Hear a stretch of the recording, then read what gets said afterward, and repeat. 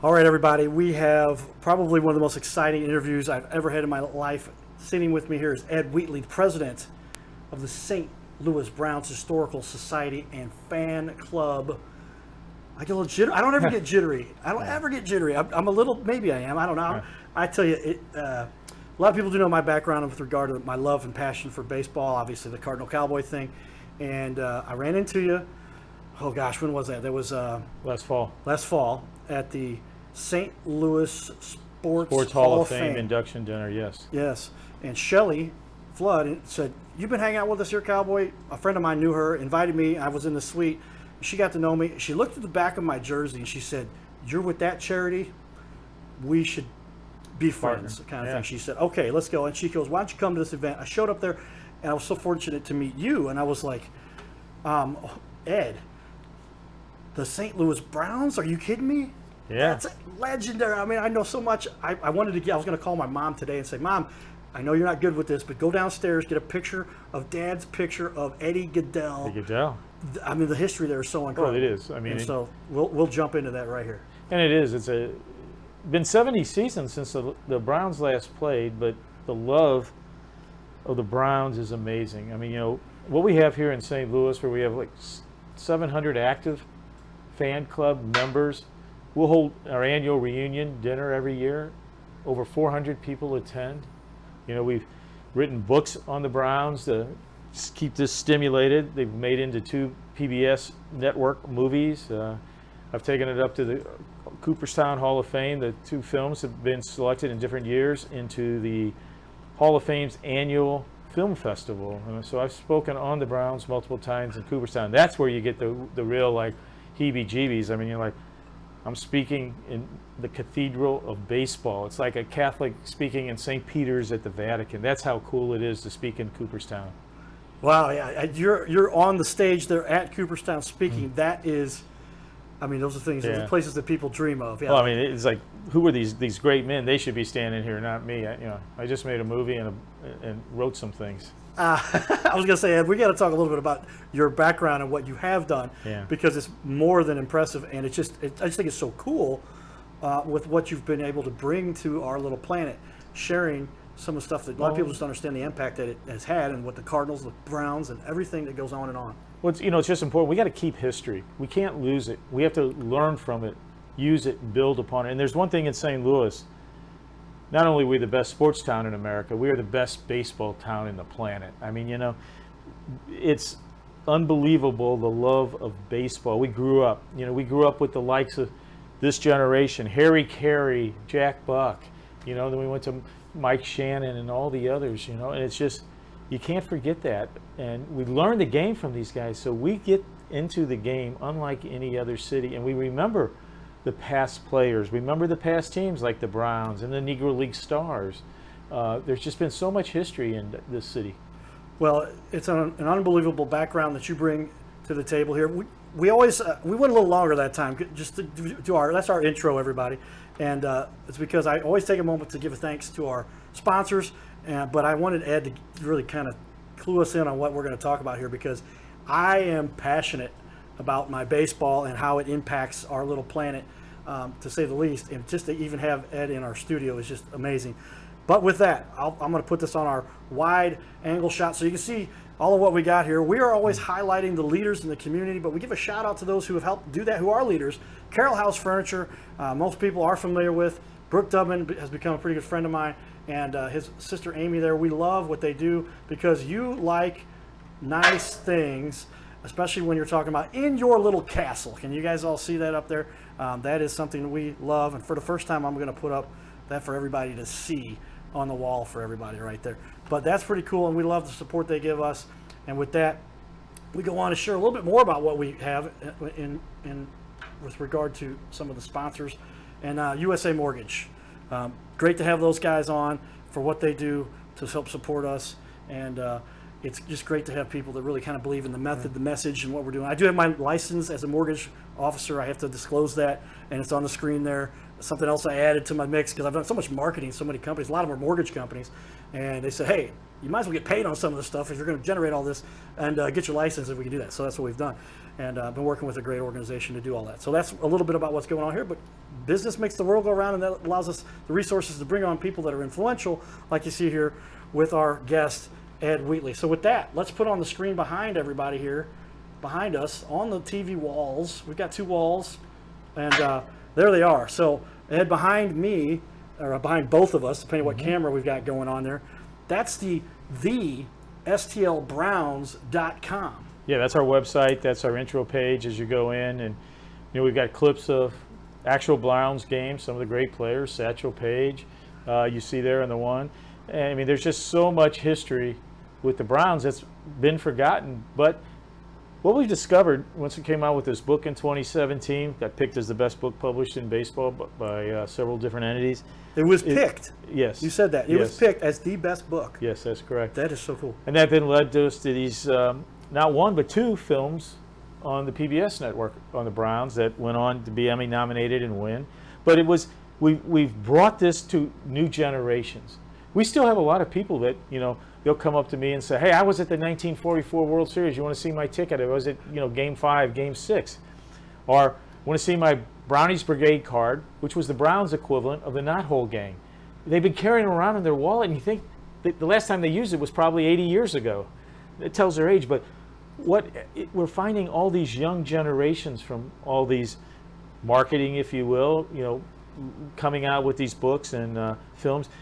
It's like my dad, he was always had a Browns hat, or my grandpa, what was it he always about? I would see Browns pennants or pictures of him at the Browns because, we live in a special town. Up until 1997, there was no interleague play. But here in St. Louis, you got to see the best of all baseball. That's a great point. They all came to St. Louis. You got to see the Cardinals one day, and the next day the Yankees and Babe Ruth and Lou Gehrig, or later on Mickey Mantle and Joe DiMaggio would come. Bob Feller. They were all here regularly every year. And that really brought a love. You may not like the Browns, but heck, I'm going to go see Babe Ruth, right? Right. And Ty Cobb. They all played here. And then, the Cardinals, had their greatness. And, it was a great mutual working together. The Cardinals, took off 26, 28, 30, 31, 34, 42, 43, 44, 46.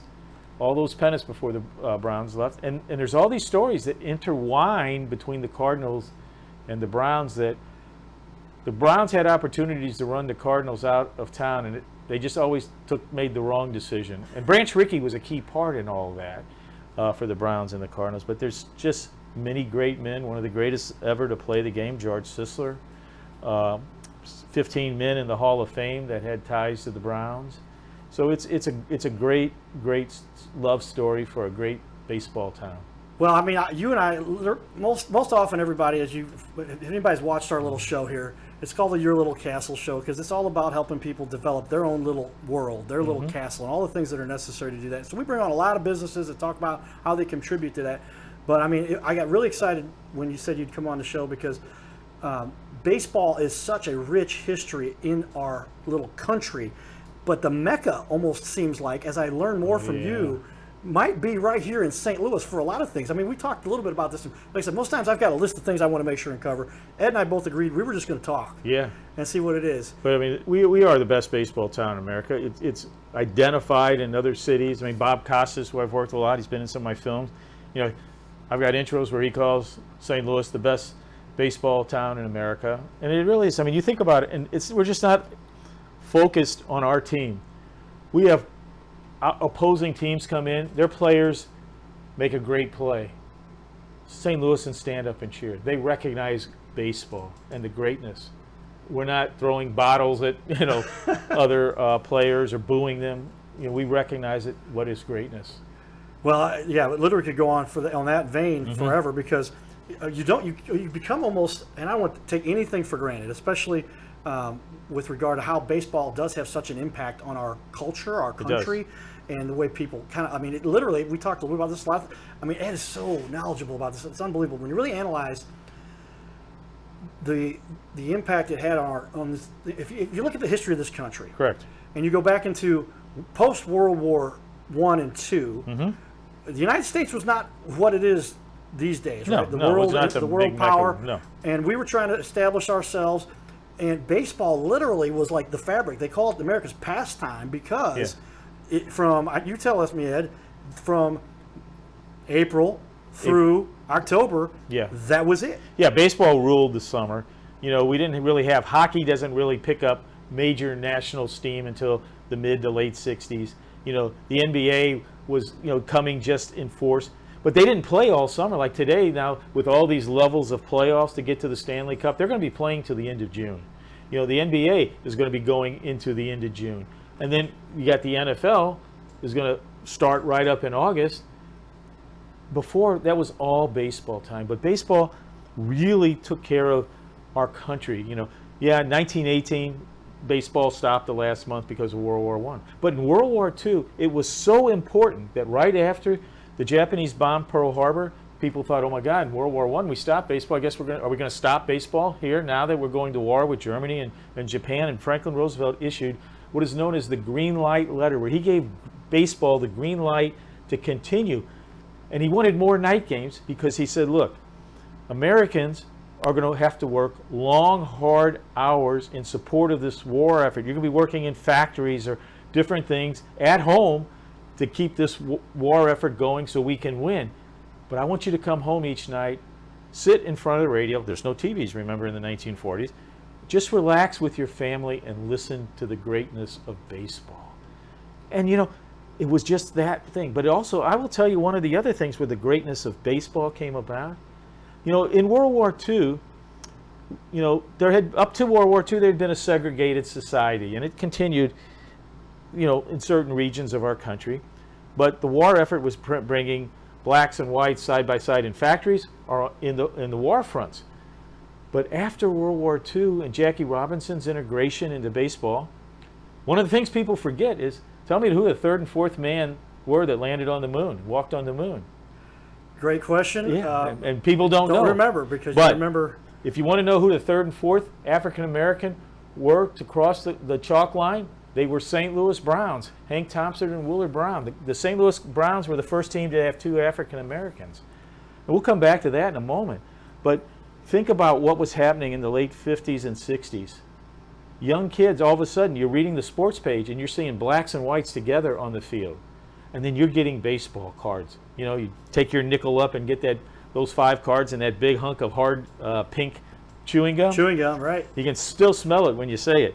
But, the white powder on the edge of it. Yes, it did. You wanted Hank Aaron. You wanted Willie Mays. You wanted Ernie Banks. You started seeing the African American in the lights of a baseball fan. And it really had an impact on bringing some of this together, from the sports pages to the baseball cards. So there's been just so many different things that, and I always talk about, what does baseball do to people, It's like, remember when Pujols last fall? You're in the grocery store.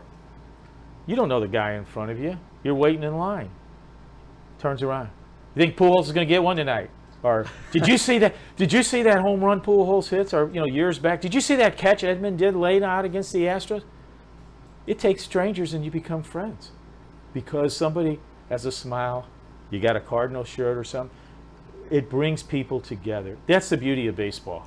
That is absolutely one of the strongest points I think you can make. And it took me a long time to really understand that, from the perspective of there's so many things in this world that can separate us, divide us. It's almost like a tactic that's used. Especially in this time now we live in. Yeah, and it is a tactic. I mean, we don't want to get in a whole political discussion. I would love to help settle some of this, help people realize what we're doing.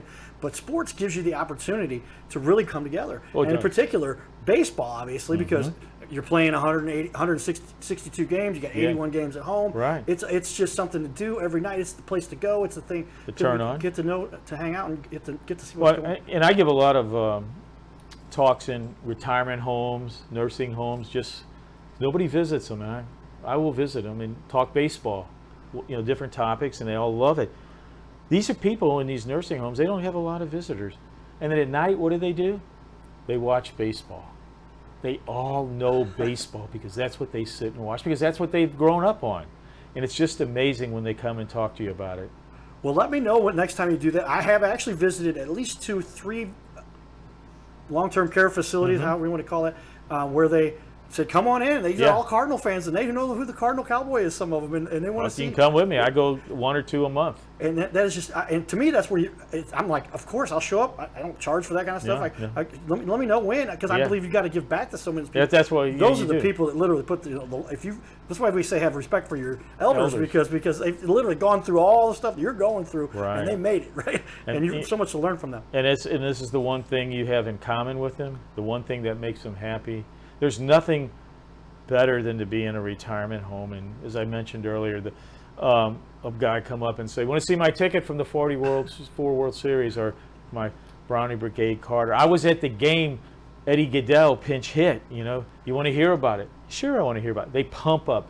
They get this twinkle in their eyes, and they're speaking in front of their peers about this special game, this special moment. Well, back to like I said, I like to talk about that. Sports is the one unifier. If there's any plug I can give during this show, it is that I am fortunate to have been partnered up with MetaFans. We ought to put some information about that. But my buddy started the thing with another investor, and it's a national thing by now. And MetaFans, go to metafans.com, I believe. But the concept behind that is it gets all the super fans together, and those are the fans that really have a diehard live or die for their teams, and that again helps us all to unite, because you don't go there to say, well, I heard you were this way on this issue and I heard you were that way on that issue.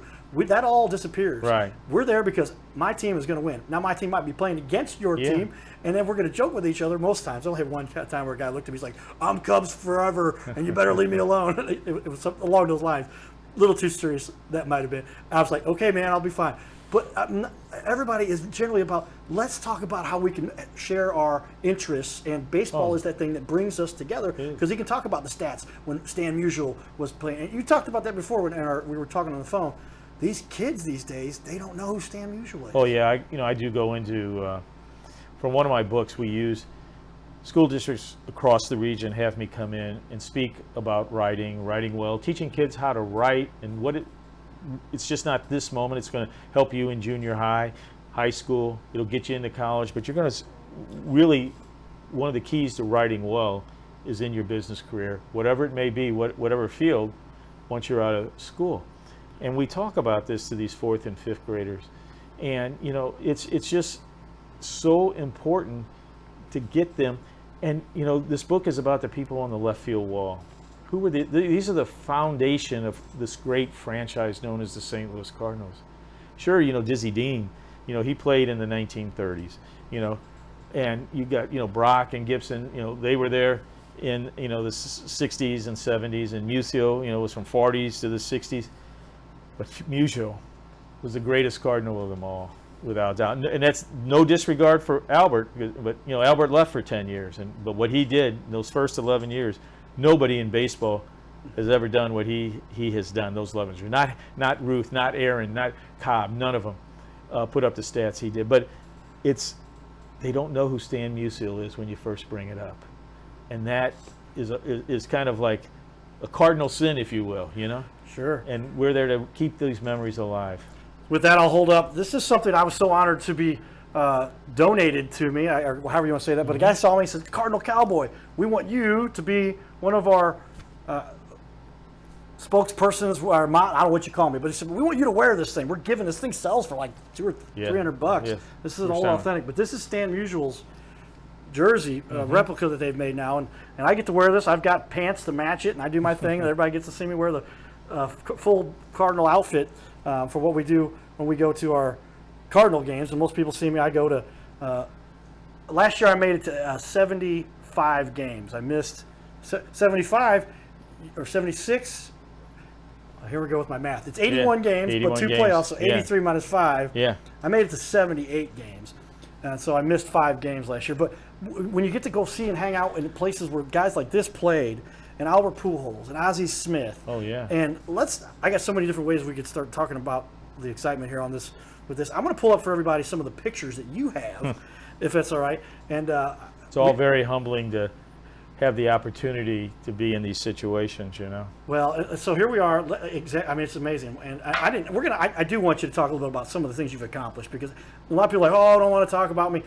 Please share a little bit of that, Ed, because it encourages other people, I think, to say, if you just have a passion, you follow it and do something, you'll find something you can do with your life, and you might actually impact a few other people. So yeah. You've got some great awards I want you to talk about, things you've accomplished. That's pretty cool.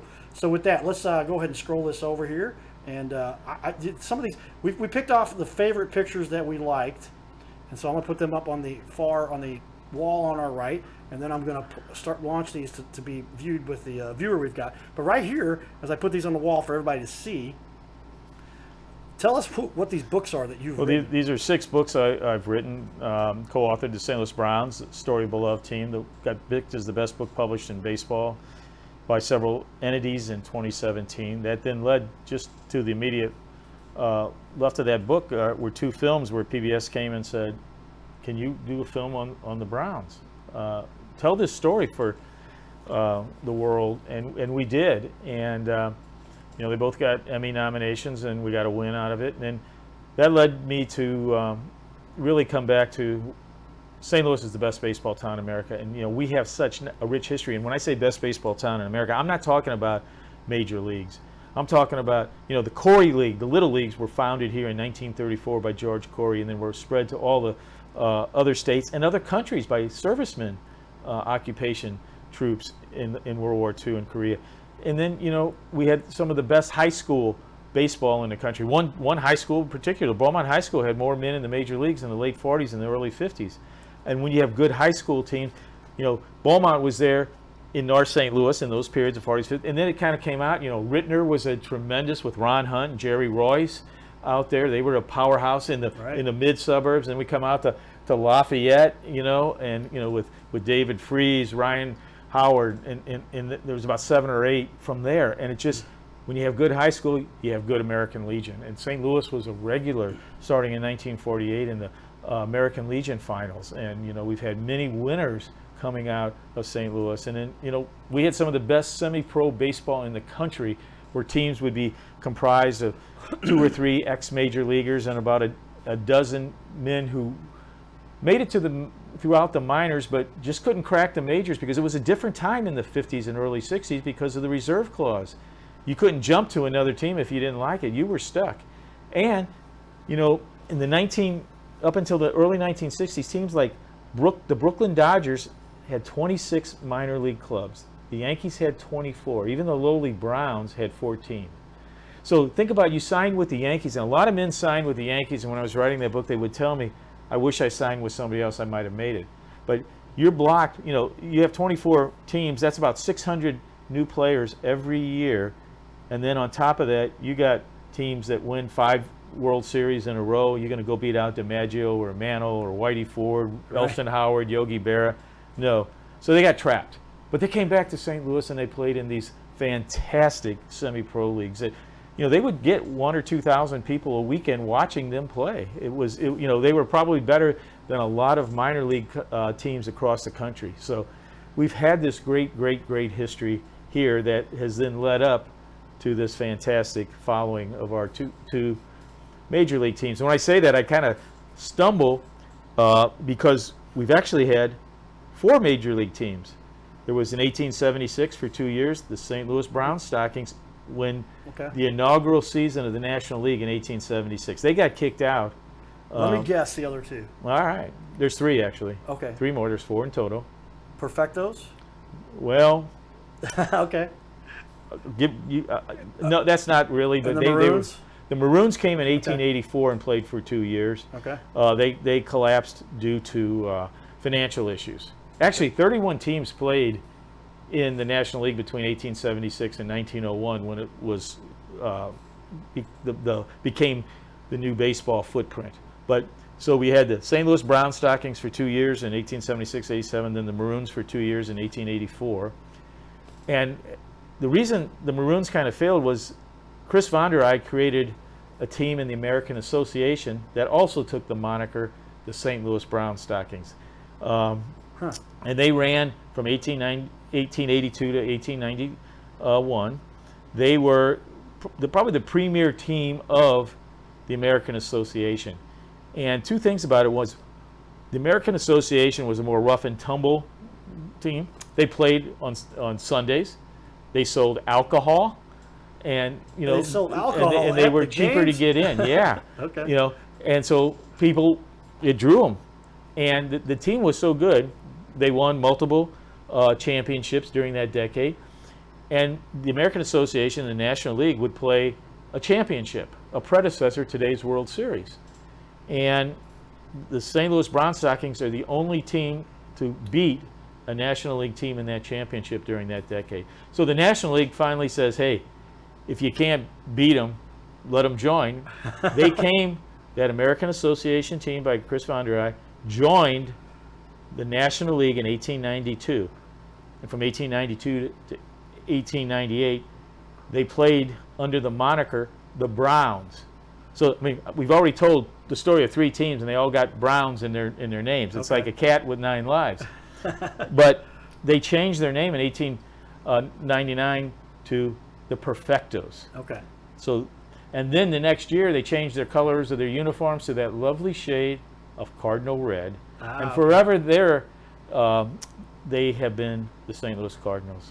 The St. Louis Cardinals. And if you look at the history then of the Browns, it's much longer because now they're still in existence technically. Talk about that a little bit. As the Baltimore Orioles. Right? Yeah, right.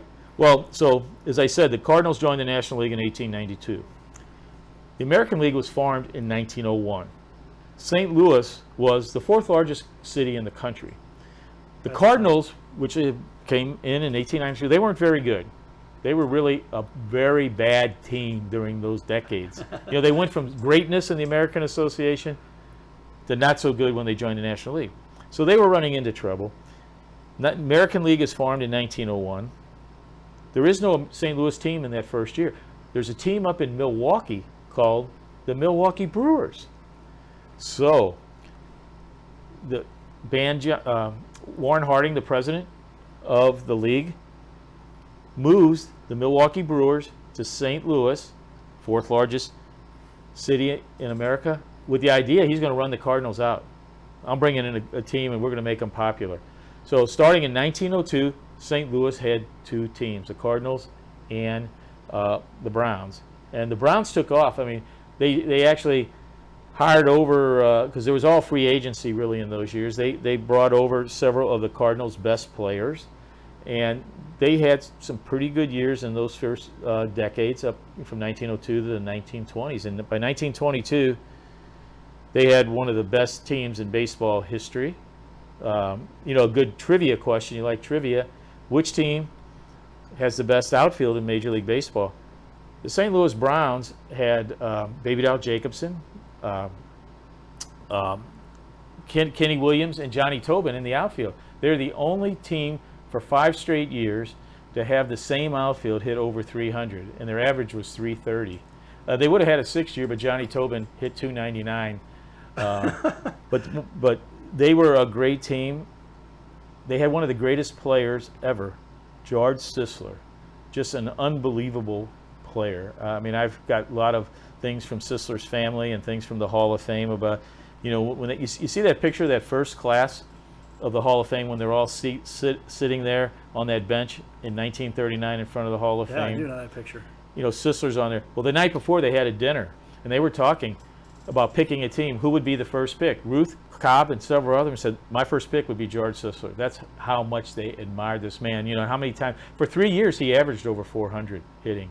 He was a machine. Wow. Then he had some issues that impacted his eyes, and he wasn't quite the same. But when he was there, he was phenomenal. And like Babe Ruth, Sisler started as a pitcher.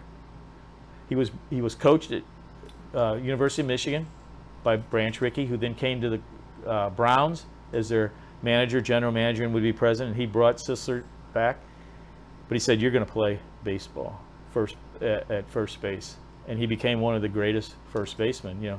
A lot of times, overshadowed by Lou Gehrig because of New York and the Browns, but he was the first MVP ever in Major League Baseball in 1922. So the Browns, interestingly, this forgotten team, had the first ever MVP in Major League Baseball, and about 40 years later, they have the first American League Rookie of the Year from St. Louis, and Roy Sievers on the Browns. So think about it, the first Major League MVP, the first American League Rookie of the Year. They were Browns. The first team to have 2 African Americans take the field on the same team weeks after Jackie Robinson, the St. Louis Browns.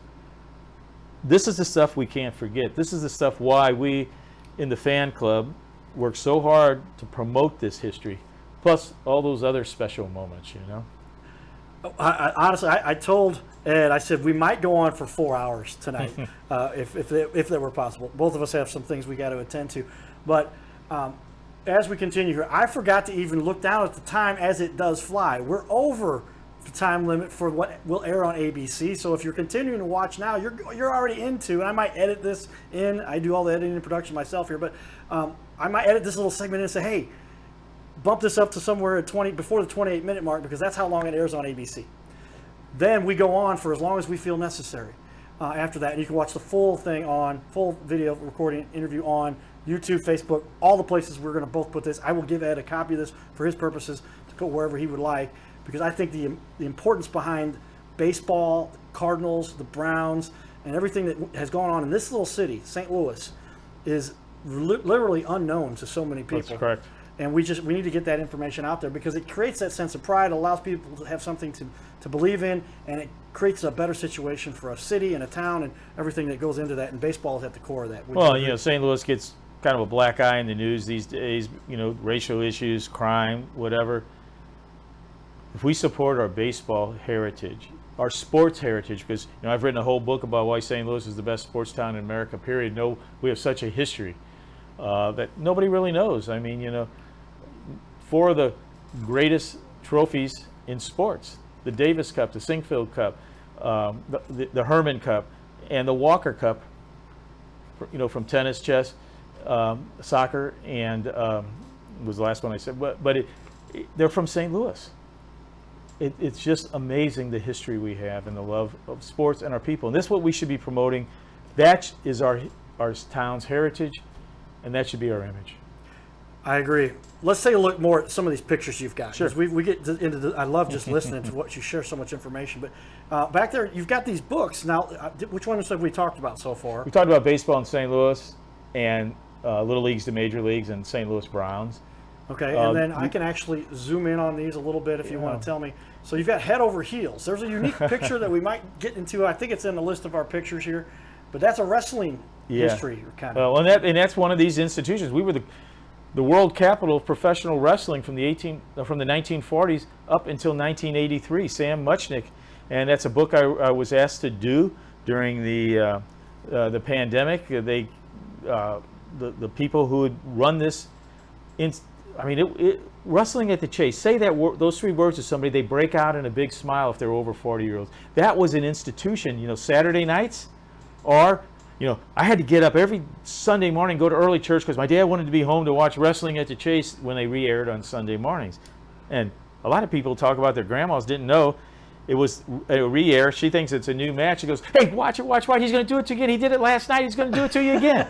Grandma, it's the same thing. But everybody has a memory of Wrestling at the Chase, and then we made a PBS network film for it, and we're hoping to get back into that Emmy contention for it because it's up for nomination this year. And it's such a special time in St. Louis. You think of the wrestling as these big men, and they're in their tights in these rings, but alongside wrestling were women in evening gowns and evening gloves and men in tuxedos. It was Saturday night live before we had the thing of the 70s. That's the hottest ticket in town. Frank Sinatra, Rosemary Clooney, or Nat King Cole could be in the Chase Club 75 yards away in the Chase Hotel, but in the Coruscant room was the hottest ticket.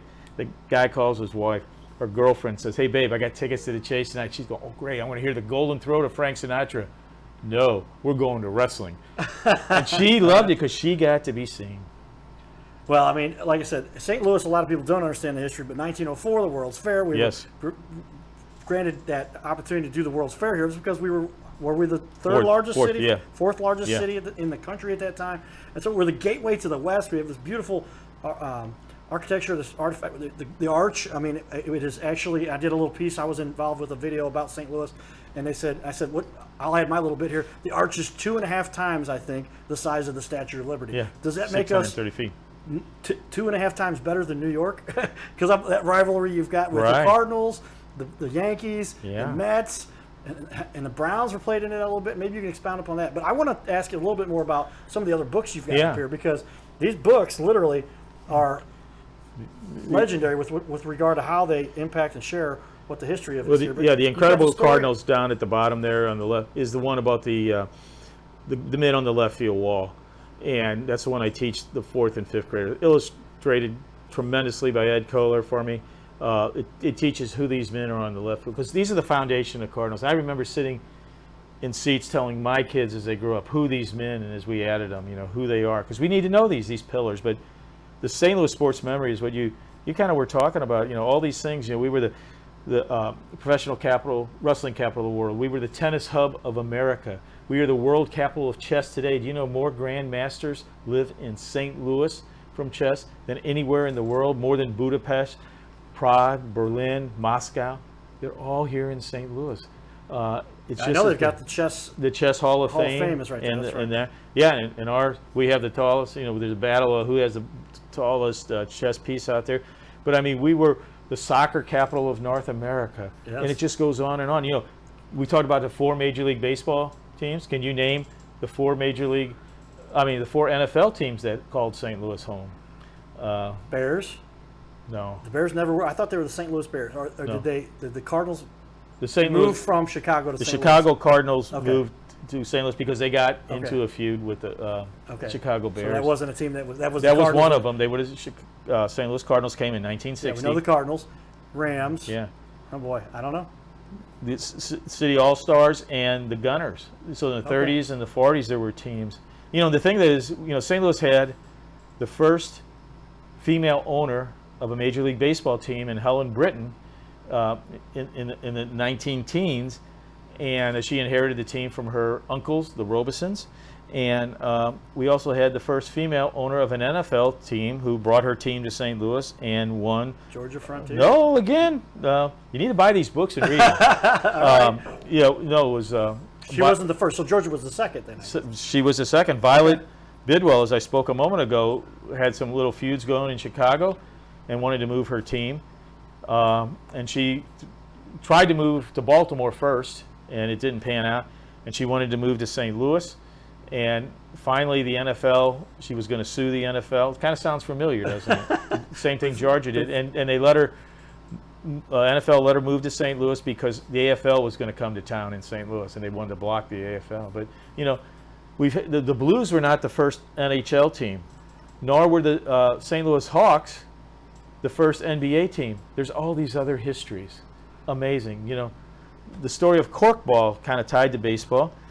Emo's Pizza claims to be a St. Louis original, but the corkball is a St. Louis original. It was created here, taken all over the world, mainly through veterans, military guys serving. I got stories from Yogi Berra, how he taught the Yankees to play corkball in Yankee Stadium, are men on flight decks of aircraft carriers in the Pacific playing corkball. Think about when you grew up, all the cages, the corkball cages behind taverns and bars are at churches. Right. St. Louis created the whole institution called corkball. Oh, brother, I literally, I knew when I invited Ed, we were going to have at least a minimum a history lesson, which is I'm excited about because you need to know these things to really understand why they're still so important. Really, Well, they are. Boil it down, and how it impacts the way the city has evolved and the great history we have with making the city such an awesome city that it is. A lot of people don't realize. Well, it's a diversity of the sports. How many have we named? And we go back, and we're talking the teens. Actually, we go back, the first professional baseball game was played in St. Louis in 1860. Before Lincoln's elected president, before the first shot at Fort Sumner was played at Fairgrounds Park, under the rules that was laid out by Andrew Cartwright. The first baseball game in the history of baseball was played in No, in St. Louis. Came to St. Louis. Okay. The first professional baseball game under the rules was played in Hoboken, New Jersey, not Cooperstown, New York. Oh, they have okay. finally, up in Cooperstown, concurred with the Roos that, well, we found a ball in this barn that said in 1839 a baseball game was played here by, Cartwright, and all these guys were doing it down in New Jersey. Abner Doubleday didn't do it. I used to tell Mike Shannon, you got to change your thing, that it wasn't old Abner done Abner it again. does it again, yeah. It was Andrew Cartwright did it again. In Hoboken, New Jersey is where baseball and the rules, and they've got it all documented. The Baseball Hall of Fame and Major League Baseball concur. Okay. But it came first to St. Louis in 1860. The Morning Stars and Cyclones played here. Wow. All right. let me get into some of the, if you don't mind, Yeah. some of the awards that you've won, because it's just can skip that. It's noteworthy because I'm always trying to inspire kids Mm-hmm. and some adults who are kind of stuck in life, but especially kids and anybody, to say, hey, a lot of people know I was in a coma, lucky to survive. I believe baseball gave me the skill. I look back at one day, I'm like, what compelled me to pull that ventilator out of my own throat? I love my mom. She's a great English teacher, great drama teacher. You guys hear me talk about that, but that wasn't what did it for me. It was my drive to win, a competitive nature that I learned because I love my Cardinals, and I was a very exciting baseball player, to say the least. I had a lot of fun. You mentioned, I'll also throw this out there, you mentioned David Freese, Ryan Howard, another person who won the Slava Most Valuable Player Award for his team was yours truly. I was so fortunate years, back in 1991, I'm sorry, I was 90, because I was college is when the accident happened, but they put us up, and there's Brian Rupp. I don't know if you know Brian Rupp. Yeah. He's standing next to me. I got the picture on cardinalcowboy.com if you want to go look at it. And next to me is, and I didn't know who this was. My dad kept saying, what's his name? But this Slava Baseball League that came out of St. Louis has kind of been an institution. And David Freese and Ryan Howard both played Slava, and they both made it to the big leagues. They did. And so did a few other guys. Kyle McClellan. Who else do you know from Slava that made it to the bigs? Well, there's a lot of guys. I mean, you go to Fiala, you can go to all these different guys. Some of them, played one game. Some of them had 5 games, 20. But you know what? They crossed the line. They put it all together and made it happen. It's that drive to do it. And we talked about that. And that's what I really try to emphasize. So it was Morgan Burkhart. So Morgan Burkhart's standing next to me. I didn't realize who he was until years later. My business partner, the judge, Cowboy Judge Show, Mike Carter, said, you know that is next to you? That's Morgan Burkhart. I'm like, I didn't know who it was. There's Colby Calloway. He and I played together in Baldwin. We played at the Baldwin Athletic Association. I was the team MVP for my little team there. I played for the Red Sox, everybody. It was the Baldwin Red Sox. It was still a St. Louis-based team. But the coach loved the Red Sox. I paid attention to the Cardinals. I was always a Cardinals fan. But anyway, just the background that comes from it, what kids learn and the skills they develop from being part of this sport that starts with kids when they're 5, 6 years old. It really impacts them.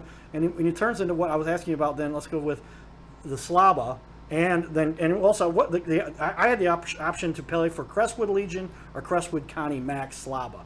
Where was the divide there? Do you know anything about that history? And they kind of were 2 separate organizations, or where did that come from? It's kind of like everything over time. Anything you're in starts looking for something better for them, and you have some divisions and splits. And we've had a lot of that happen in directional levels of play. And it still is today, as you see, both organizations aren't getting enough players. But even if you get into senior leagues, you have MSLB, you have the Roy Hobbs leagues, and all these things that we play in. And it's just been that kind of history. It started, as we spoke earlier, how everything was Corey leagues. The Corey leagues were created here in 1934 by George Corey because his wife kept saying, you got to do something for our children. I don't want them to become hooligans. Get them and their friends. And he put together the leagues. But then eventually the communities in the 70s started wanting to control what was happening in their communities, and they started breaking away from the Corey leagues. And you had, Kirkwood, Pond, Baldwin, and Afton, and Pacific, Fenton. They all started wanting to guide their own. So that's kind of what always happens. And with that, the Baldwin Athletic Association, you told me, that's where I played as a kid. Yeah. But I lived in a different region, so when it came to Legion, they had to count. School boundaries. Yeah, the school boundaries, so they had to count the school I went to. I was actually a Lancer also, but I was a Lutheran South Lancer. So, but then that was a smaller school, but then they had to count that in the total against the Lindbergh school. They were probably in Lindbergh, yes. That I played for. Played with Jim Reed, Scott Shenensky, We had some ball players. We won the whole Midwest. We beat the Train out of Kansas City. We beat the St. Louis. Who was the team based out of Miney? Scott Bless. I don't remember Scott Bless. I wondered Scott was such a good catcher if he made it to the big leagues or not. But anyway, this baseball thing in St. Louis is so rich and so. Well, it is, and like I said, what we're talking about, as I said, the first games were played Fairgrounds Park, 1860. Think about Los Angeles, San Francisco, Dallas, Houston, Florida. They didn't even really exist as anything metropolitan, until the 1920s, 30s, and 40s. But they would hit their peak in the 60s and 70s with their growth. Our history goes back in our town, 200 plus years, and it's just amazing what we have here, and not the diversity of the sports, the number of sports, the diversity of the athletes. One of the ones I always find is amazing. I said before, we were the tennis hub of America. Down at the Armory. The Armory is where they all came. Jimmy Connors, Ken Flack, Butch Buchholz, Chuck McKinley, the Golden Girls, the three women who were always playing in the Grand Slams. They all came to the Armory. There was a African-American gentleman from Richmond, Virginia. He couldn't play against whites, and in the winter he couldn't play indoors.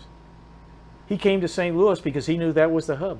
And St. Louis in the 60s wasn't, the most accepting city. It was Arthur Ashe. I was going to say Arthur Ashe came Arthur to Ashe hone his greatness. Yes. And that's in Forest Park. That tennis court is called Arthur Ashe. Well, there's one there. Dedication to him. There was a Dwight Davis is the courts, because Right. Dwight Davis was the big man, the Davis Cup in tennis. But in Richmond Heights, where he came and was coached by Richard Hudlin, a coach in St. Louis, an African American tennis player, was good. They have dedicated a park there in Richmond Heights, just off Laclede, just north of Highway 40, which is, you go down Dale Avenue off Hanley Road, turn left on Laclede, and you head west, and you'll run into this big park with the story of Arthur Ashe and the tennis courts right there where he honed as well. But the Armory, which was just rehabbed right before Christmas, that was the tennis place. And they all tell you the way the floorboards were laid and lacquered, it was so fast and it jumped so much. We learned reflexes and speed. And you think about it, if you take all these people I just mentioned, how many Grand Slams they played in and won. Wow. St. Louis was the hub. I ended up, believe it or not, as you bring up the Armory, I ended up being the backup kicker for the River City Renegades. My first year, I said, maybe I can still. I came out of my coma, kind of recovered, and I walked on for the St. Louis Renegades, and I became their backup kicker. And we practiced in the Armory because it's such a big building. We could kick, and we would get it pretty close to the rafters. But that's where we practiced. Well, the football Cardinals would regularly practice there when the weather was bad during the season. I didn't know that. Yeah. Guys, there's so much history. It's amazing. All right, I've got to get through a couple more of the pictures you've got here because these pictures tell some stories, man. And it's really neat to see all of what you've got. And this is stuff right off your Facebook page, a lot of it. But we downloaded them here. So check out Ed's Facebook page if you would. And so with that, Ed, let's take a look here as I get through this. All right, over on the far right over here, all you can see this, and I'm going to get to that. Here we go. And these pictures Ed has allowed us to put up really tell a story. I was at this one. I was at the event. We'll talk on this one real quickly. Yeah, I'm a part of St. Louis Sports Hall of Fame's leadership team. We inducted Mark Burley last fall, and that's where you and I were there. And these men I write about in my books, I always have them sign my own personal copy. And so Mark was gracious enough to sign my copy, along with all the other greats in the book. Yeah, it's the first time I'd ever been in the same room with Mr. Burley, but my friend Cliff Polite and him played ball together. Yes, they both did. won The White Sox in the World Series in 2005. And Cliff Polite played here with the Cardinals too. Just don't forget that. I remember we took pictures. My dad showed up because we grew up in the same neighborhood. Right. My dad showed up and took a picture of him getting his first pitch, and we gave that to Cliff years ago. Talk about these bobbleheads real quick. Yeah, this is something I do with the fan club over with the Gateway Grizzlies. We filmed a lot in my first film on the Browns over the Gateway Grizzlies. We tried to make it look like Sportsman's Park. In the locker room, I had all these authentic jerseys and equipment, gloves, bats, and then we did some things out in the field with players dressed in these uniforms to look.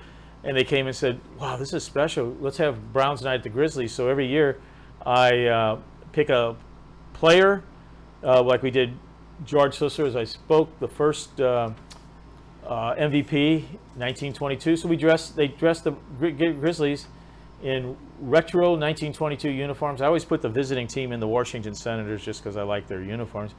And we've done that every year. We've done Roy Sievers, the first MVP, Rookie of the Year, 1949, 49 uniforms. Then we did Don Larson, Mr. Perfect Game, who was a rookie with the Browns. He loved our luncheons. We get over 400 people coming to our luncheons. Don would call, "Hey, when's that luncheon? I'm coming." And he has, you want to hear stories. Don Larson in New York as a Yankee, oh my God, in Manhattan, Hear about all the things that happen in Jack Dempsey's, Toots Shor's restaurants and bars, Copacabana. He got all this. I loved all those stories. He would tell you stories all night long. But we did him, and then last year we did Satchel Paige. And on August 10th this year, we're going to honor a great St. Louis ball player, Marty Marion. All those great years with the Cardinals, 4 World Series, MVP 1944. But more importantly for us in the Browns, he was the last manager. He was the last manager for the Browns. So I'm friends with his family, and I said, "What do you think?" And they just said it's such an honor. And we've got a great bobblehead that'll be out of Marty Marion that night. All right, now I'm gonna put this on you. I apologize, but here it is, everybody.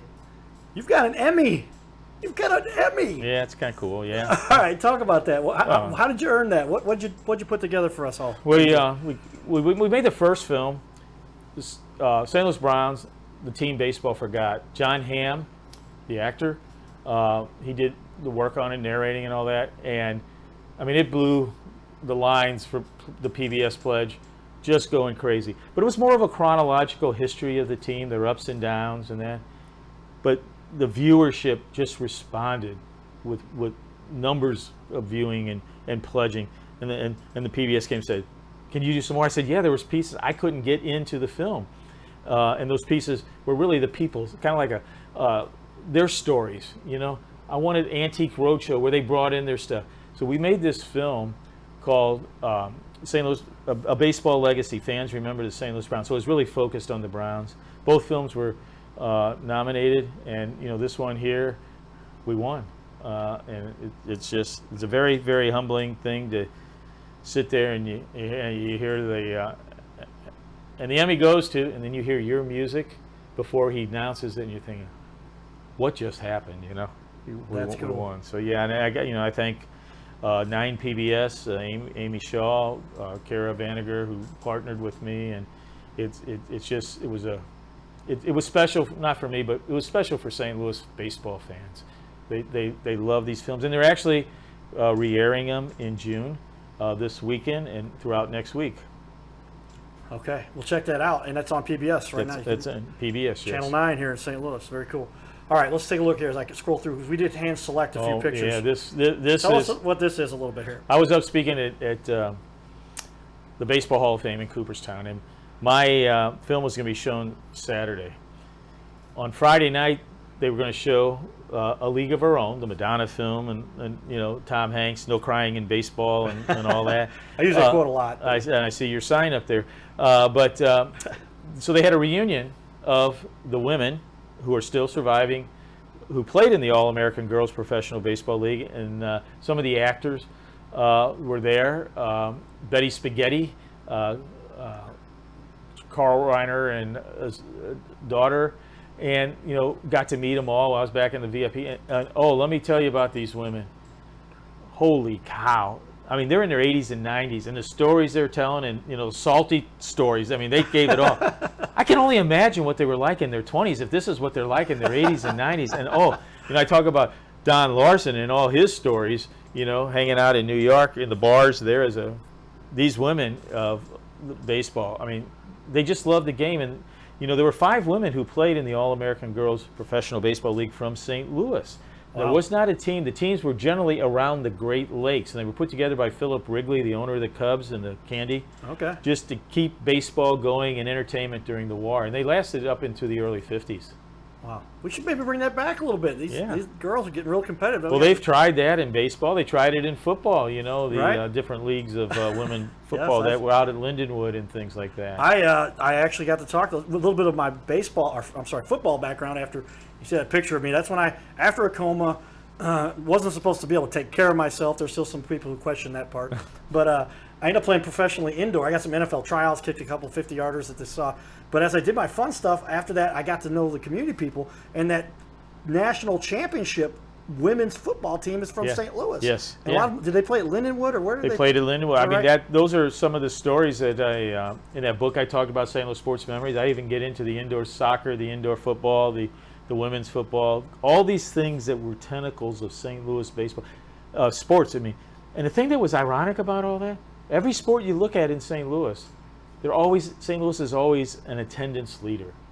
It was just amazing. And even these,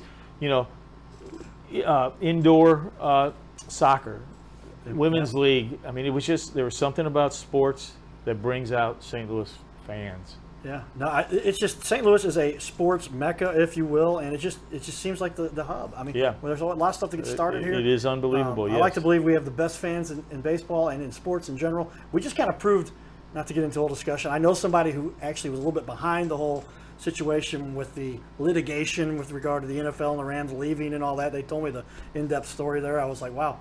But when the Battlehawks came here, they're selling 30,000, 40,000 Yeah, tickets they to were these the things. leader. Other teams are getting 5,000 and 7,000. Yeah, they were the leader, and Isn't they that were crazy? opening the upper deck. If the virus hadn't hit, I think we would have just been amazed everyone. We are loyal, good fans that turn out. And sports is the center for this city. I think that makes Yeah. it really a lot of what it has and offers to our community, our culture. And I'm one that advocates and strongly believes that if you're going to be a fully capable, developed human being on this planet, you have to be part of some sports organization as a kid. I don't care if it's soccer, baseball, football, hockey, whatever. Do something sports-wise because Well, it gives you so many skills you will not gain anywhere else in It life. gives you physical skills, it gives you mental skills, it gives you discipline and drive. Yes, I can go on and on. But I literally, like, why the heck did I pull a ventilator out of my own throat? And I was like, that wasn't because I went to English class. Right. I love all the English teachers out there. My mom is one of them. But it is because I was so driven to compete and win. And I got that only because, and I even trace it back to the Cardinals. That's why I did this Cardinal Cowboy thing, is to say, I got my passion for the Cardinals because we had that team. And I was 10 years old. Everybody knows how the age of the Cardinal Cowboy. In 1982, when Ozzie Smith and the Cardinals go to the World Series and beat Right. the Milwaukee Brewers, which were Right. from St. Louis at one point and moved back to Milwaukee. Yeah. Is that Yeah. how that- And so, but yeah, I mean, it just becomes ingrained in your culture. I'll never forget, we didn't have tickets, we didn't go to the game, but we shot off fireworks. Oh, yeah. Not on the 4th of July, but in the October. early October, right? So just incredible what St. Louis does with regard to sports and baseball. So much about that. Let me go through a couple more pictures. Tell me here, as we go back in there. This gentleman, I've got a picture of him on my wall over here, but I want everybody to see him let's go to the wide angle shot there. This guy, he's played a little baseball here in Yeah. St. Louis and is a legend. I think he's one of the best athletes ever.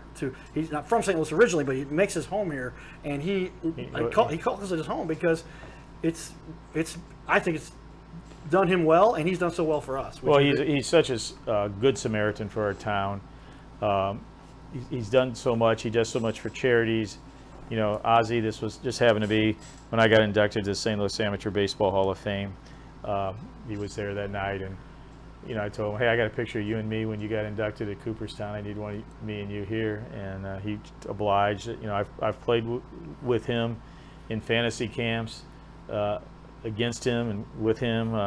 I do some things on the Cardinal Insider program before the games that he hosts, and he's just a gentleman, and in a way he took that torch when Stan Musial and Shane Dietz and Enos Slaughter, that great generation of ball players.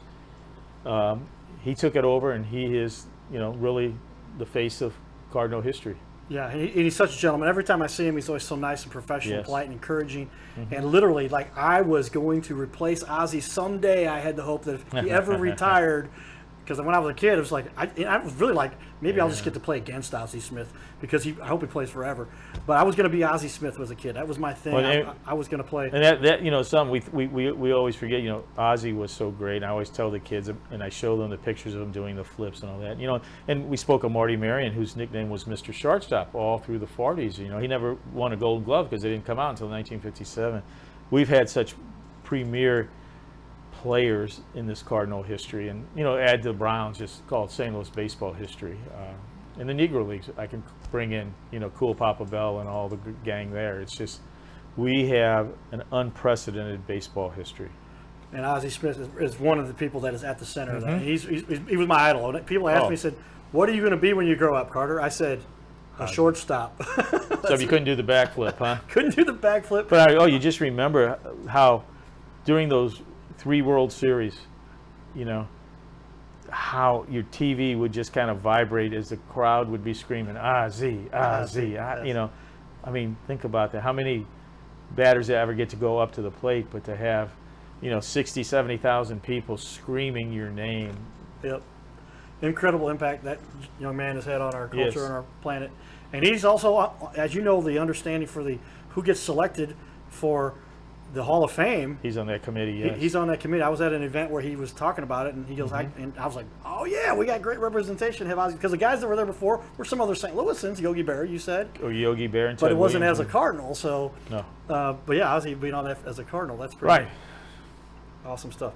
All right, so let's go on here with another couple pictures as I put these up on for everybody to see behind us. Yeah, there is you pitching to a young man. Who are you throwing to there? Did you throw him the heater? Yeah, I throw a sinker ball on it. Ground ball is short, but there you can see the scoreboard tells you who he is. Was in the fantasy camps down in Roger Dean. I played a lot of them with the guys, and it's just a fun time. How many people would dream of pitching to Ozzie Smith? Well, what is that was the first inning of the game, and I was given the ball. Your starter, you go out there, and Ozzie's coming up and over the speaker. Now batting Ozzie Smith, and you look over, there's Willie McGee on deck, and standing on the steps in the hole is Larry Walker, and you're going, holy Christ. Here's your welcome to fantasy baseball, and I've done a couple of the fantasy things. It's so much cool what they do. The ones they have in St. Louis, a lot of fun. They get to partake in those. All right, let's continue on. Yeah. Again, we could go on for about 6 hours. How many people know this young man here too? A legend. Second, some people only say to Stan the Man. There's people that would argue he's better. I don't know if you can justify that argument, but there's a lot of debate on that. I mean, as a Cardinal as a whole, Stan played his full career here. Albert left for 10 years. Not to discount anything he did out in Anaheim. He had a lot of injuries. He wasn't quite himself. But, like I told you earlier in this program, the first 11 years of Albert's career have never been matched by anyone. Like I said, Ruth, Aaron, Cobb, Mays, none. And what he did last year, where he found that fountain of youth, was just, we happened to be at a little dinner in September last year before he retired. But what he brought, even before when he came the first time with the Angels, think about our town could not stop talking about Albert and how many standing ovations he got as an opposing player. And I've been told the story about Trout said to Albert, "Do they do this all the time to other players?" And he said, "Yeah." And it was just that. I mean, I think that speaks for what St. Louis fans are. And he's just a gracious person, and his nickname was the Machine because he was a machine. That's it. That's true. And I'll never forget the ESPN commercial they had of him over at the copy machine, and I can't probably play it because it was somebody else, whatever. But he's going over there, and one of the I forget which guy came over to him and says, "Albert, what are you doing?" He sizes him like the Terminator. He goes, "What are you doing? Don't worry about it." But he was literally a machine. Now, something I understand, maybe you can comment on this too, because I think this is a method for people, especially kids, to understand. The way you become the best is by going out there and doing it and practice, do it. And I think so many of them, they're like, I want this job, I deserve to have this because I got my whatever. And it's like, no, that's not how you become the best. You become the best because, and Albert Pujols, from what I understand, some friends of mine down at the Lake of the Ozarks, they were from Kansas City, and they said, because he grew up in Kansas City for quite a while, and they said that kid would go out and hit in the batting cage hours and hours and hours when the other kids never would do that. Yeah, I mean, that is true. And for some of the great athletes, Paul O'Reilly, David, I just went blank, Perron, they could never get him off the ice. The Blues are saying practice is over. They're out there, Ryan O'Reilly's out there still shooting. They just honed it. A lot of these guys, the best, they just make themselves the best. It's not like, hey, I'm here. How many guys think about, we see these flash in the pans that get called up on here, and we don't see them very much longer, you know? Yeah. Well, that's like I say, we try to advocate things that will help you as a youth or you as an adult to still go out there, and especially with the technology and everything, go out there and try it, man. Chase your dreams. My card that we share says dream and then chase your dreams. Dreaming is the easy part. Going out there and doing it is the hard part. But when you go after it and don't give up, you end up making something special for yourself. Well, you know, and when I talk about the incredible Cardinal book we talk to these grade school kids with, you know, I tell them the story's got to have an end. It's got to have a moral, but it's got to have an end. How do I end this? I don't just go, here's all the guys on the wall, and then go, that's all, folks, like Porky Pig. I got to have an end. And I dreamed back in 2018, my view was to have Albert and Yachty standing there at shortstop looking at the left field wall, asking each other, you think we're good enough? And then I asked the kids, you think they're good enough? Well, to be on the wall, it takes hard work, perseverance, and dedication, you know, which means sometimes go out and play ball. Don't just sit and watch video games. You want to be a good basketball player? Go shoot baskets, you know? Go swing. You can swing on a t-ball and a tennis ball into something. You don't have to always be pitched, but practice. Throw against, we grew up throwing against the garage door, you know, with a tennis ball, over and over, and catching the ground ball. I mean, Ozzie Smith will tell you how he got so good. He could throw it a rubber over the ball house and catch it on the other side. Is that right? Well, you know, that's kind of the myth, just like Cool Papa Bell turns out the lights and in bed before the guys go. But he would throw against steps, and you know, the ball shoots out at him. You get real close. They all do what you just said. They put the effort. Yeah, and that's why I say so many people get caught up with, I'll never be able to do that. It's not possible.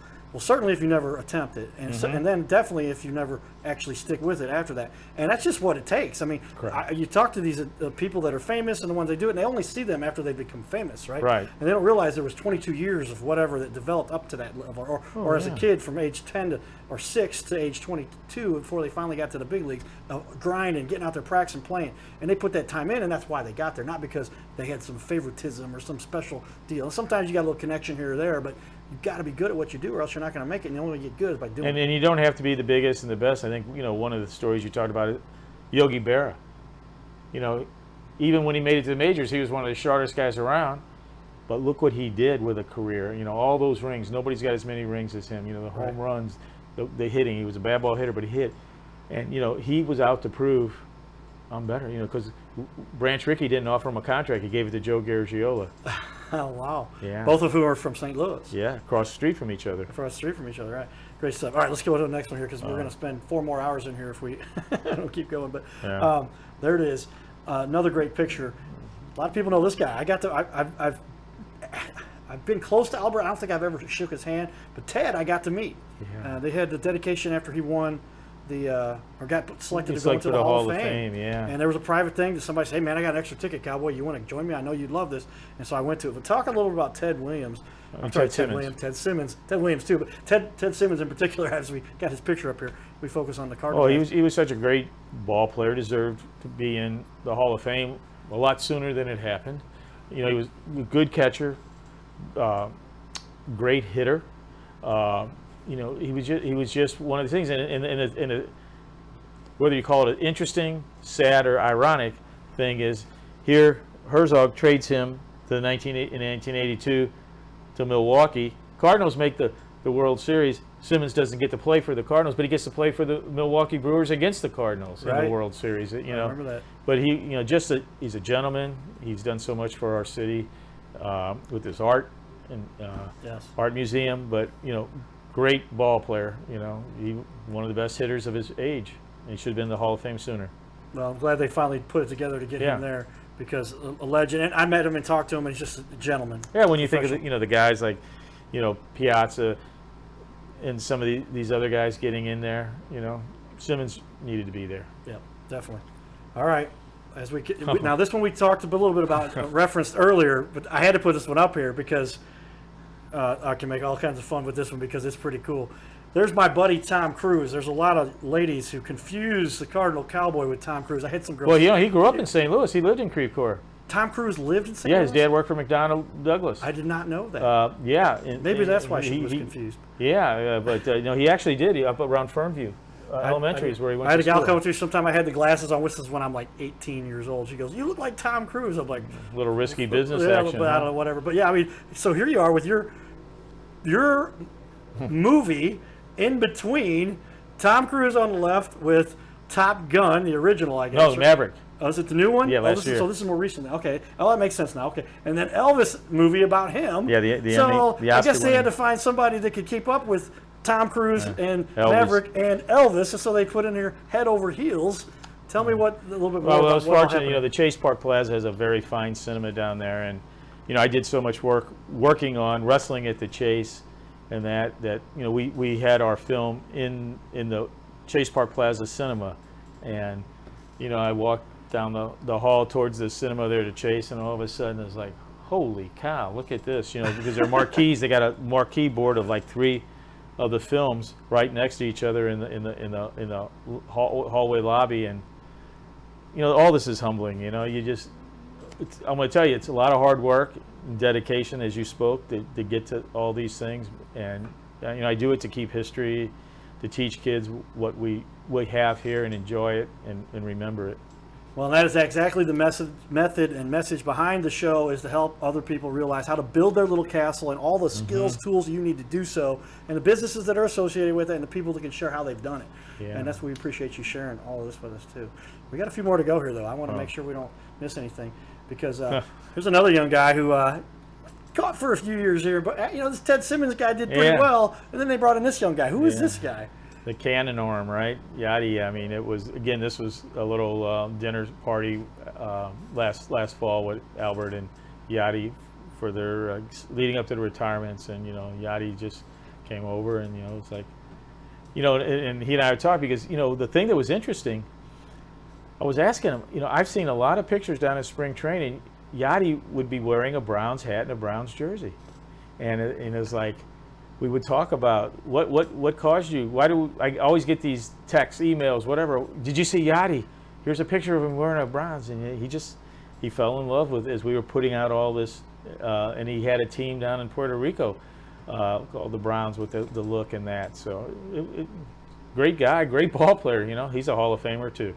Yes, and we'll see Yachty in the Hall of Fame with Ozzie here shortly, and Albert's for sure. So we're gonna have a couple more Cardinals added there. Yeah, I mean, I don't think Yachty and Albert are gonna have to go to the Veterans Committee with Ozzie. They're gonna go on the votes. Yeah, are they a sure lock for the first ballot? I would say Albert for sure. Albert for sure. Yachty, you know, Yachty could very well.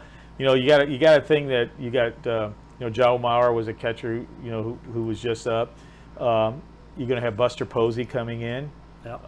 You know, if he doesn't get in the first year, you know, he'll be up against Yachty. So it's going to be a very interesting spiel, because you're going to have 2 of baseball's best from this recent decade in Buster Posey and Yachty, who could be competing head-to-head over if they don't go in on the first year each. Yeah. Well, I think they both deserve to be there. Oh. And I think I personally, and I've looked at the data, the stats specifically. I think some people make the argument, just to be fair and honest, that Posey had a little bit better bat, but Ozzie was better defensively, and both of those are critically important as a catcher. You're kind of the captain of the team as a catcher. Well, not only that, I think the one thing that always goes into Yachty's favor, and maybe one day we'll see him back as a pitching coach or something, but I mean, the way he handled pitchers, unbelievable. And you know, the confidence pitchers had with Yachty, and I think, unfortunately, Contreras is having to walk in that shadow with some of these pitchers, and it takes time. But I mean, you know, that's the one, you know, intangible that I think Yachty really brought to the game. For sure, and it's just an incredible resource that he brought to us, and making catching such a stellar position. We had Pagnozzi, we had Matheny, and go back. I'll go to Tony Pena. You know, those 85, you know, or 87 series, team. You think about the pitchers we had there in '87. You know, who are these guys? You know. Pena, Tony Pena, during that period of the mid '80s, he honed these guys in, and you know, and Darryl Porter. You know, Darryl Porter was brought over by Herzog because I want a leader. I want a guy who can lead that infield at catcher and also hit. And you know, Porter winds up being, you know, an MVP. Yeah, of the World Series, right? Mm-hmm. And the playoffs. The playoffs, okay. Awesome stuff. All right, what else we got here? We didn't put these in any particular order, everybody, but this feels like this is your life back in whatever that show was. As I review here, but I think we're at the end of our scroll there. But that was Yachty. You know, let me. I think what we did is we took off control here. So let me go back. Yeah, there it is. Okay. So when you get to hang out with these such people and all the fun that they do, they brought to St. Louis. I mean, what is it like for you, Ed, somebody who gets to be part of this and is, I mean, and somebody who's also a heck of a ball player too. A lot of people don't know that. You're still playing ball, Yeah. and your dad played professionally Yeah.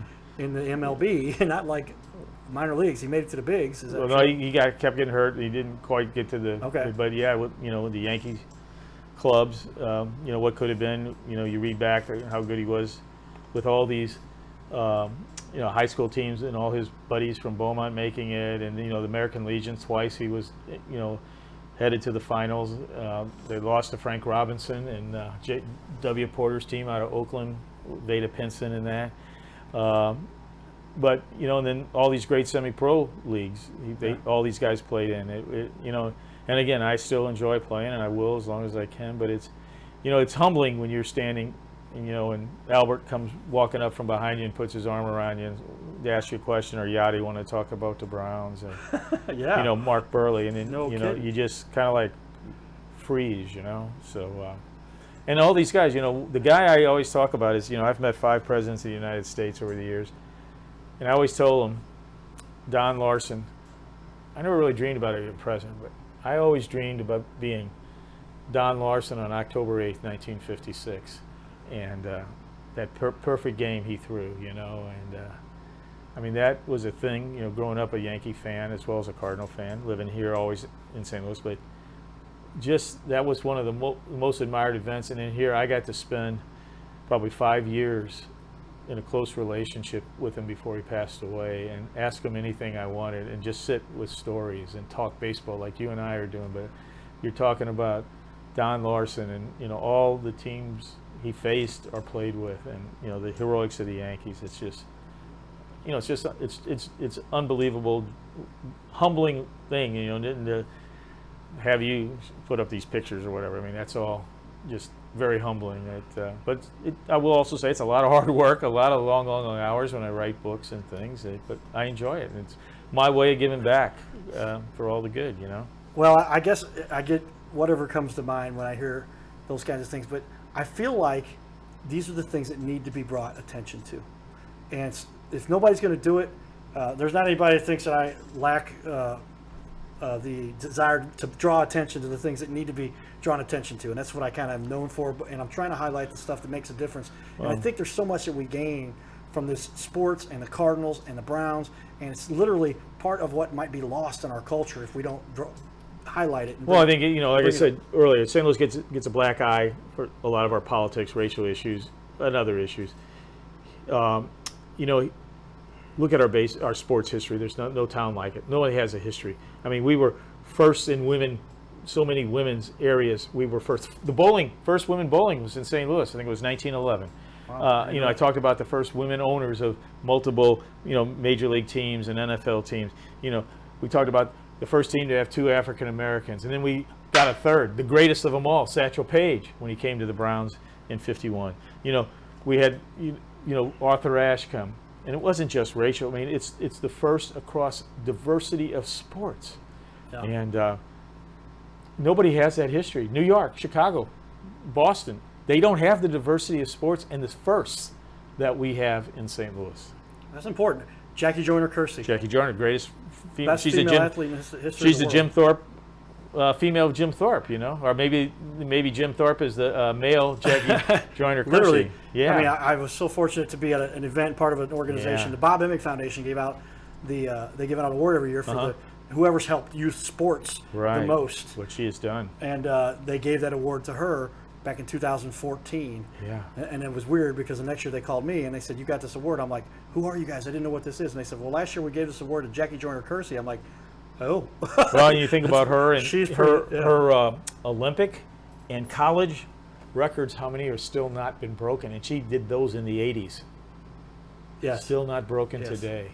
And before all the steroids and all the other stuff that I think was yeah. probably any part of that. And so and she's such an incredible person. I see her all the time at the Cardinals related events, and she'll be at the shotgun start for the race or whatever. Right. And when they start the race.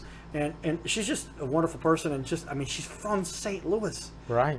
Born and raised in East St. Louis, Missouri, or Illinois, right here as part of our community, and still gives back all the time. And it's just great to have people like her and so many others. And that's another thing we could talk about forever. I mean, I'm making a list in my head here. 3 things I still want to make sure we talk about. I want you to show people these books a little bit and hold them up for people to look, because you've got a lot of great books here that are incredible that you've taken the time to write and gotten awards for. I'm going to show everybody the fan page for the Browns, and I want to show a little bit of the website for you guys too. So let's make sure we do that. This is the Browns book, and the thing you're going to see that got us a lot of these recognition and awards.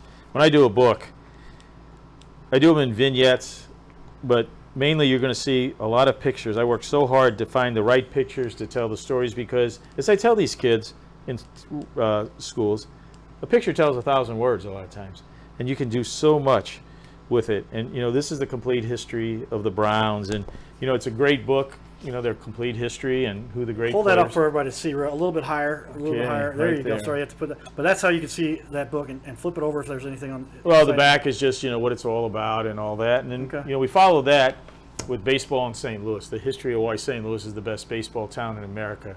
Yeah. And it is just amazing. People, hey, I played at Afton or Pond, or that was my Corey League team or my American Legion team, and then the best part of this all is at the very end of this. I mean, I've got so many, like the day Babe Ruth, his final appearance before he died. He knew he was dying in June 1948. The week before, he did it at Yankee Stadium, and the big farewell where you see him standing at the plate, leaning on the bat, looking at the facade and all that. And he came to St. Louis for his final appearance in the stadium. He knew he was going to die in several weeks, but because he had promised the Belleville and Stockholm Post American Legion teams in 1948, which were 2 of the best. My dad played on the Stockholm team in the country, and with the Browns and Yankees were in town, and he was doing a clinic. And I have this famous picture of Ruth in the crowd with all these young men, young teenagers then that are now older men, telling me that's me with Babe Ruth. It's just a great story. But I culminate all the history of the great little leagues, the high schools, the American Legion, and I pick the best who grew up in St. Louis and made it to the major leagues. And wow, it's one of these hot stove leagues you can argue. People call, well, wait a minute, Yogi, of course, is the best at catch, but why is it Joe Garagiola? Because there was a man named Elston Howard who was probably the best African-American ball player to come out of St. Louis. And you look at all his dozen All-Star games and 10 World Series. I mean, MVP also in '63. I mean, so it's a great thing you can look at and who were the best that grew up in St. Louis and made it to major leagues. Whitey called me one night, really, I got to tell you a story. That book is great. He just loves that book, and we just talked for hours. Just you and Whitey Herzog. About that book. Yeah, and then it's this book here, the St. Louis Sports Memories, Forgotten Teams and Moments from America's Best Sports Town. This is why we are the best sports. All those things, as I talked about, we are the capital of this sport, that sport, that sport. All the trophies that are originated from St. Louis. People forget the Herman Trophy, which is given out every January at the Missouri Athletic Club. That's the soccer equivalent of the Heisman Trophy, which is given out at the New York Athletic Club. We've had some of the greatest boxers in St. Louis. Actually, rated the greatest pound per pound ever in Henry Armstrong. Held 3 titles at the same time, which you can't do anymore. We had the Fab Four from the World Cup in 1950. The Fab Four from the Hill. when they beat England. Yeah, soccer. The greatest upset in soccer. And then They Bob made a movie Pettit. about that. The Bob Pettit one. Still today in the 25th anniversary of the NBA, they picked the All-NBA team. Pettit's on it. They did it the 50th. And last year when they did the 75th anniversary of the NBA team, guess who's still on it? Bob Pettit. He played here. Or what would have happened if the trade for Bill Russell had not been made, and you had Russell and Pettit together when the Hawks drafted him? Might still have the NBA here in St. Louis. Yeah, and I think there's even in here in this indoor football, the Renegade teams are in here. Are they in there? Yes, yeah, they are. I was the backup, and it was a funny story because they said, hey, man, you don't have to keep coming out to practice. We got a starting kicker. Dan O'Donnell was a good kicker. And I said, okay. So I didn't go. And then Dan got hurt.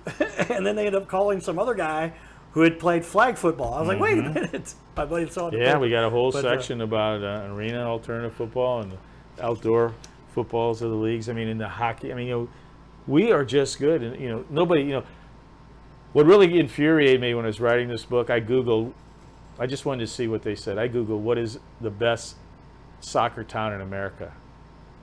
It came up to be Kansas City. And I was gonna like, say, is it how in Kansas? the heck can it be? They don't have the history of going yeah. back to the amateur in the 30s and the 40s, and all the national cups that were won by St. Louis, and then what St. Louis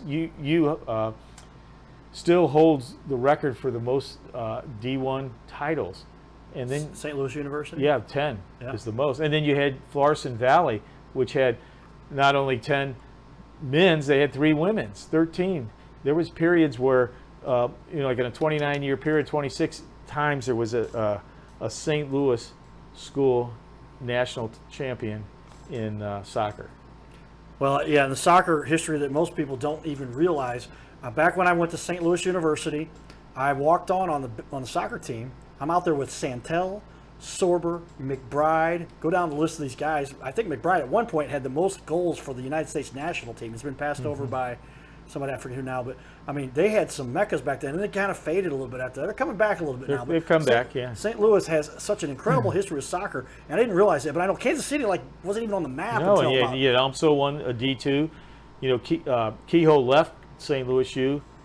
I mean Gelker, excuse me, left St. Louis U, went over to SIU, started their program, won a D2 title, then he starts winning D1 titles. I mean, it just never ends. Yeah. And it's such an incredible history. We could go on and on for. We got to be out of here by 2 a.m. Is that okay? I mean, if we were to keep talking, we might finish. Had to run out and put some more money in the meter. We got you. So let's take a look here at the fan page. That's over here on Yeah. the right-hand side of our studio. We have the super duper TV walls here. I'll zoom out for everybody a little bit. And our camera can't even go back far enough. Our studio's pretty good size, but I can turn that. There's actually let's see if, no, I don't have that set up right now, but we can scan it. But we're going to put it on the wall for everybody to see. So here's your guys' fan page. Got a couple thousand followers out there, likes. That's pretty cool. So let's talk a little bit about this fan page and tell me what you're trying to do here and a little bit what you've got on your page here. Well, as I scroll down a little bit. we've got a lot, the history. We've got what you're looking at is now blog page going into some of the history, some of the key moments of there. If you go into, we've got bios of the Browns players we're trying to put out there. Here's the pictures and the bios of the 764 men who played for the Browns. We put a lot of our things from Facebook go on, but over in the top right you can pull down certain things. That was Browns Day at the Cardinals last year. Who's that guy? Throwing out the first pitch, eh? Yeah, well, what it was, Baltimore came back to town for the first time. The Browns went to Baltimore. That's where I think I ran into you. Yeah, and so, the thing that people don't always know is that Bill DeWitt Jr., who runs the Cardinals, it was actually Eddie Goodell, the little guy's uniform, because Bill DeWitt Jr. was the bat boy. I heard he was the bat boy. Yeah, his dad, Bill DeWitt Sr., was a longtime general manager, president, and for a while even owned the Browns. So the DeWitts have a deep history with the Browns and I cannot tell you, I can't put it in words how much we appreciate what the Cardinals do for the Browns' legacy. I mean, and the thing about the Cardinals, I want to say this so everybody understands it. When you go and look at the ring of players statues there in front of the team store in the Cardinals, you'll see 2 men who aren't Cardinals. You'll see George Sisler, the greatest Brown, and as I said earlier, one of the greatest men to ever play, and you'll see Cool Papa Bell. Find another team in baseball that honors players who did not play for them, that's name is not Jackie Robinson. That tells you what Bill DeWitt means to this town in baseball. He recognizes that heritage of the St. Louis Stars in the Negro Leagues and the St. Louis Browns in the American League needs to be honored. Well, that's where you must honor your history, or you're doomed to repeat it. They talk about, but that's because it's just so much effort and time gets put in by people to make these things happen. Right. And if you don't bring it up, the people go, they don't understand where it came from. Then they don't realize the effort they should be putting in to make the same thing happen. And then we all become very complacent. That's right. Then we're in a lot of trouble. All right, Ed, I'm going to continue here with a little bit on the website now, and we take a look there. That is the St. Louis Browns Historical Society Fan Club Facebook page, and I'll put that up one more time. Take a look at that. That's over there. There's Ed throwing out the first pitch. Is that what that is? Yeah, it was for Browns Day. For the Cardinals trying to game? show the Baltimore that these hundreds of people who came, and Bill DeWitt III asked me to throw out the pitch, and then Eddie Mickelson, one of the 3 surviving Browns, was there, but we waited. So we wanted to make sure everybody was in the stadium when we honored him in the second inning. And Eddie still calls me regularly, and I talk to him. He lives here in Chesterfield. That was the greatest day of my life. The whole stadium was standing up applauding me, you know, and I just can't get that out of my mind. You know, he's 96 years old, and that is his special memory. Well, he deserves it because he's what he contributed to what's going on this little planet and with what we got here. On the right wall, the wall right behind us, everybody, I'll put that up right now for everybody to see. That was the moniker of the Browns. First in shoes, first in booze, and last in the American League. You know, they did win the pennant in 1944. Finally, over their whole franchise, they lost 1,000 more games than they won, but they finally win the pennant. But do they get to have all the glory of St. Louis? No, because they're going to play the Cardinals in 1944. And they had to share the limelight of the city with the Cardinals. So you can go into the website, you can hit the buttons and get pieces of history and, you know, the whole thing of what the Browns. It's a great website. We won some awards for that website as well with HLK. Wow. Okay. And here is that is Bill Veeck. Bill Veeck. Right? And that is that the uniform that. That is Bill DeWitt's uniform, and uniform. That uniform is hanging in the St. Louis Cardinals Hall of Fame Museum. As the Bat Boy, and they had done it by the rules. They said put Eddie Goodell on the roster so that we can put him in the game in a situation. It was crazy. They walked him on 4 pitches. Tell that story. Well, you know, Bill Veeck was a showman. He was a P.T. Barnum of baseball. Yep. You never knew what you were going to get. Like, you know, come to the ball game today. We always have a surprise afterwards. You know, the game's over, the gates open, out in the outfield, out comes like elephants and clowns, and, you know, a circus takes place. Or another day, gates open, and here comes all these men carrying a basketball court, and over the loudspeaker is Sweet Georgia Brown, and here come the Harlem Globetrotters to play a basketball game. So you got to have people who were accustomed to having these kind of special events, and he was really boosting attendance for the Browns. And so here on August 19th, 1951, it's the 50th anniversary of the forming of the American League in 1901. He's going to celebrate, and he promises cake and ice cream to everybody. Come. Well, it's a doubleheader against the Detroit Tigers. And here comes, between games, 8 men carrying this huge, huge cake. And, you know, in those days in the movies, a lot of times you would see, you know, beautiful girls popping out of cakes in swimming suits right. Or something, you know. Well, no beautiful girl popped out. A 3'7" little dude in a Browns uniform with a tiny little bat pops out. Walks around, waves, everybody thinks, woo. Interesting, though, on that scorecard, people were looking at it thinking, what is this? Under the Browns roster, number 1/8, a fraction. The only time in baseball there was a fraction. Goodell. Well, they kind of like get, you know, Veeck's kind of crazy. Who knows what it is? Second game of the doubleheader. Now, the Browns had signed a player from Washington, Missouri, one of the greatest minor league and college baseball players ever named, Frank Sauce. Holds college records, minor league records, was a 1950 minor league player of the year. Face was on Sporting News. But when he went to college, it was during the evolution of World War I, and he got into the program, and, you know, to be an enlisted officer. And he was the third leader of what would become the SEALs. The first leader got killed at Annunzio, the second got killed in Normandy. And, you know, here's a man that was, I think it was 3 days after Hiroshima, he's walking through Hiroshima, telling the story. He gave his career to his country, and he basically started getting too old, and he said, well, I'm not going to play. Bill Veeck drives all the way out to Washington on July 4th, 1951, talks him into coming. He tells the whole town in the papers, Frank Sauce is going to start the second game of this doubleheader. Unrealized, nobody knows Frank Sauce is actually hurt, because he had just signed a few weeks earlier. He was trying to get himself in shape, and Veeck says, just play like you won. Don't try too hard. But Frank's a perfectionist, really tried. Had some blisters and things, and hurt his shoulder from taking so many swings and throws because he was out of shape. And it was all planned. Veeck, Sauce is leading off, bottom of the first. Now batting for Frank Sauce number 1/8, Eddie Goodell, goes over the loudspeaker. Well, out comes the Tigers manager screaming and hollering. Zach Taylor, the Browns manager, comes walking out because Ed Hurley's calling him out. What's going on? Because like this little guy's coming up to the plate with a bat. Little bat, by the way. And Taylor says, look, there's the contract. They had signed it at a certain time and post-dated it, so it was legal, but it wasn't disseminated to everybody.